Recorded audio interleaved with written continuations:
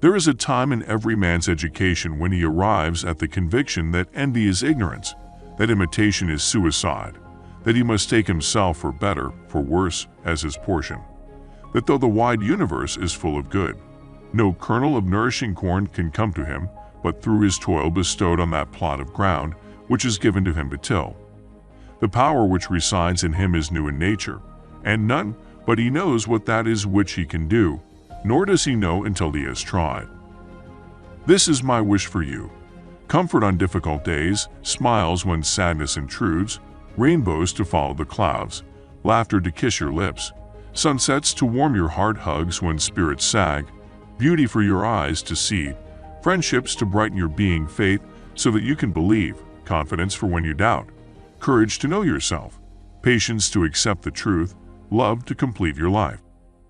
Successful is the person who has lived well, laughed often, and loved much, who has gained the respect of children, who leaves the world better than they found it, who has never lacked appreciation for the earth's beauty, who never fails to look for the best in others or give the best of themselves.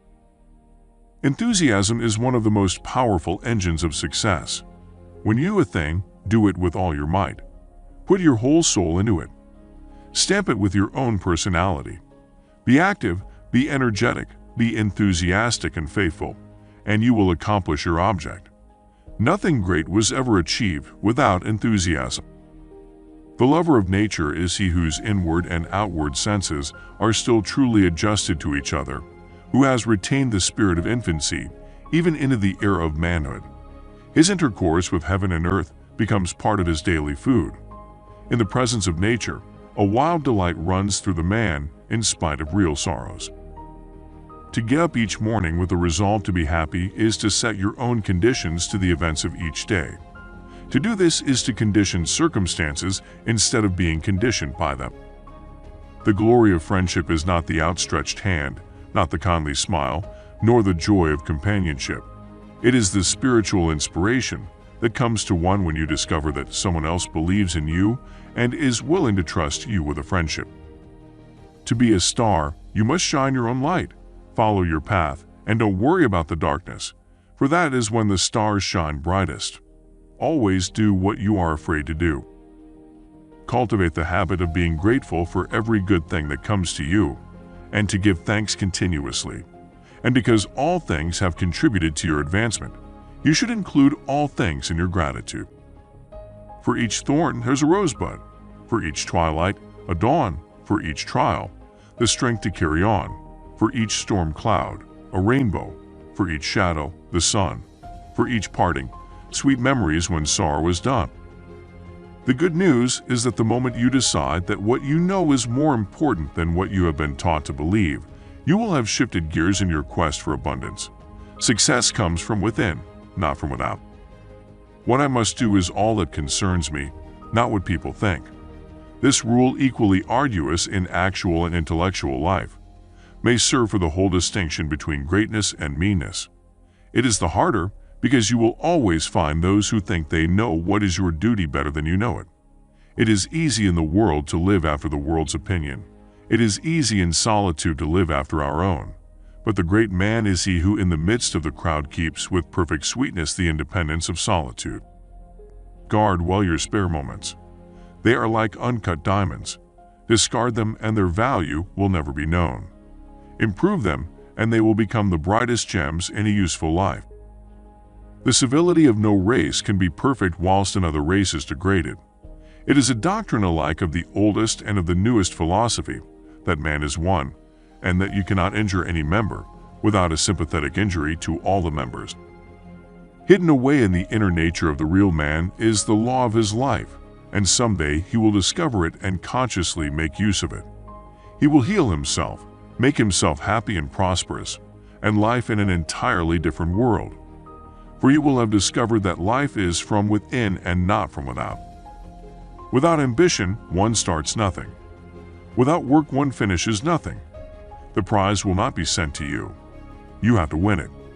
The man who knows how will always have a job. The man who also knows why will always be his boss.